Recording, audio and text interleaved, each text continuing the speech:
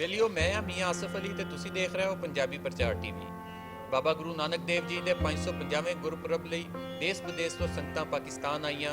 ਨਨਕਾਣਾ ਸਾਹਿਬ ਮੱਥਾ ਟੇਕਿਆ, ਗੁਰਦੁਆਰਾ ਕਰਤਾਰਪੁਰ ਸਾਹਿਬ ਗਈਆਂ ਤੇ ਹਰ ਪਾਸੇ ਗੁਰਧਾਮਾਂ ਦੇ ਦਰਸ਼ਨ ਕਰਨ ਤੋਂ ਬਾਅਦ ਹੁਣ ਇਹਨਾਂ ਦੀ ਵਾਪਸੀ ਦਾ ਟਾਈਮ ਹੋ ਗਿਆ, ਵਾਪਸੀ ਜਾ ਰਹੇ ਆ ਤੇ ਅਸੀਂ ਹੁਣ ਗੱਲਬਾਤ ਕਰਦੇ ਇਹਨਾਂ ਦੇ ਨਾਲ। ਇਹ ਮੇਰੇ ਨਾਲ ਜਿਹੜੀ ਸੰਗਤ ਖੜੀ ਹੈ ਅਮਰੀਕਾ ਤੋਂ ਆਈ ਹੋਈ ਹੈ। ਹਾਂਜੀ ਦੱਸੋ ਜੀ, ਵਾਪਸ ਜਾਣਾ ਪੈ ਰਿਹਾ ਹੁਣ ਤੇ ਗੁਰੂ ਦੇ ਘਰੋਂ ਹੋ ਕੇ ਵਾਪਸ ਜਾਣਾ ਪੈ ਰਿਹਾ ਤੇ ਕੀ ਕੈਸਾ ਲੱਗ ਰਿਹਾ? ਪਹਿਲੀ ਗੱਲ ਤਾਂ ਦਿਲ ਹੀ ਨਹੀਂ ਕਰਦਾ ਜਾਣ ਨੂੰ, ਤੇ ਪਰ ਮਜਬੂਰੀ ਹੈ ਟਾਈਮ ਦੀ ਕਿ ਸਮਾਂ ਇਦਾਂ ਦਾ ਕਿ ਵੀ ਹੈਵ ਟੂ ਗੋ। ਸੋ ਤਿਆਰੀ ਆ ਹੁਣ, ਬਸ ਅੱਜ ਰਾਤ ਨੂੰ ਚੱਲੇ ਆ। ਤੇ ਤੁਸੀਂ ਦੱਸੋ ਜੀ ਸਰਦਾਰ ਜੀ ਕਿ ਕੈਸਾ ਲੱਗ ਰਿਹਾ ਹੁਣ ਇੱਥੋਂ ਇੰਨੇ ਦਿਨ ਰਹਿ ਕੇ ਵਾਪਸ ਜਾਣਾ? ਸੌਖਾ? ਵਾਹਿਗੁਰੂ ਜੀ ਕਾ ਖਾਲਸਾ, ਵਾਹਿਗੁਰੂ ਜੀ ਕੀ ਫਤਿਹ। ਅਸੀਂ ਜਿਸ ਦਿਨ ਦੇ ਇੱਥੇ ਆਏ ਹਾਂ, ਸਾਨੂੰ ਜਿੰਨਾ ਕੁ ਪਿਆਰ ਮਿਲਿਆ ਅਸੀਂ ਬਿਆਨ ਨਹੀਂ ਕਰ ਸਕਦੇ। ਬਸ ਮੈਂ ਇਹੀ ਕੁਝ ਕਹਿ ਸਕਦਾ ਕਿ ਸਾਨੂੰ ਇਹਨਾਂ ਭਰਵਾਂ ਪਿਆਰ ਮਿਲਿਆ, ਅਸੀਂ ਬਾਰ-ਬਾਰ ਆਉਂਦੇ ਰਹੀ ਤੇ ਪਿਆਰ ਸਾਨੂੰ ਬਣਦੇ ਰਹਿਣ। ਇੱਕ ਇਸ ਦਿਨ ਇਕੱਠਾ ਹੋਵੇ ਪੰਜਾਬ, ਅਸੀਂ ਉਸ ਦਿਨ ਦੀ ਉਡੀਕ ਕਰਦੇ ਹਾਂ। ਵਾਹਿਗੁਰੂ ਜੀ ਕਾ ਖਾਲਸਾ। ਇਹਨਾਂ ਦਾ ਤੇ ਕਹਿਣਾ ਕਿ ਇੰਨਾ ਭਰਵਾਂ ਪਿਆਰ ਮਿਲਿਆ ਸਾਨੂੰ ਇੱਥੇ ਕਿ ਅਸੀਂ ਦੱਸ ਨਹੀਂ ਸਕਦੇ।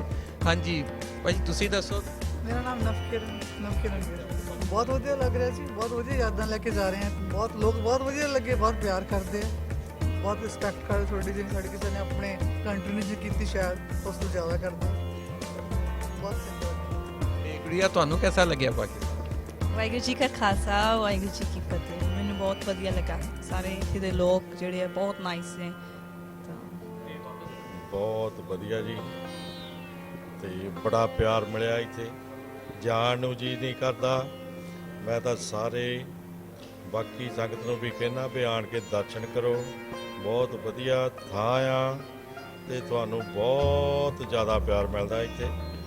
ਤੇ ਮੈਂ ਤਾਂ ਅਗਲੇ ਸਾਲ ਲਈ ਵੀ ਪ੍ਰੋਗਰਾਮ ਬਣਾਇਆ ਵੀ ਫਿਰ ਅਗਲੇ ਸਾਲ ਵੀ ਆਵਾਂਗੇ ਤੇ ਬੱਚਿਆਂ ਨਾਲ ਆਵਾਂਗੇ।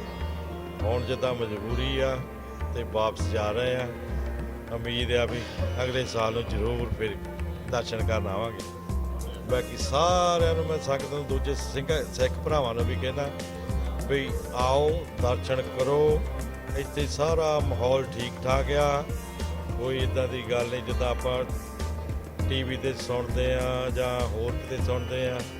ਮਾਹੌਲ ਬਹੁਤ ਵਧੀਆ, ਸਾਰੇ ਆਓ ਤੇ ਖੁੱਲ੍ਹੇ ਦਰਸ਼ਨ ਦੀਦਾਰ ਕਰੋ। ਵਾਹਿਗੁਰੂ ਜੀ ਕਾ ਖਾਲਸਾ। ਆ ਤੁਸੀਂ ਸੁਣਿਆ ਜੀ, ਸਾਰਿਆਂ ਦਾ ਇਹੀ ਕਹਿਣਾ ਕਿ ਇੱਥੋਂ ਜਾਣ ਨੂੰ ਦਿਲ ਨਹੀਂ ਕਰਦਾ। ਜਿੰਨਾ ਇੱਥੇ ਪਿਆਰ ਮਿਲਿਆ, ਜਿੰਨਾ ਇੱਥੇ ਮੁਹੱਬਤ ਮਿਲੀ ਤੇ ਜਿੰਨਾ ਇੱਥੇ ਆਪਣਾਪਨ ਮਿਲਿਆ ਇਹਨਾਂ ਨੂੰ, ਤੇ ਇਸ ਲਈ ਇਹਨਾਂ ਦਾ ਤਾਂ ਇਹੀ ਕਹਿਣਾ ਕਿ ਹਰ ਸਾਲ ਆਉਣਗੇ ਤੇ ਕੋਸ਼ਿਸ਼ ਇਹੀ ਹੈ ਕਿ ਬਾਰ-ਬਾਰ ਆਉਣ।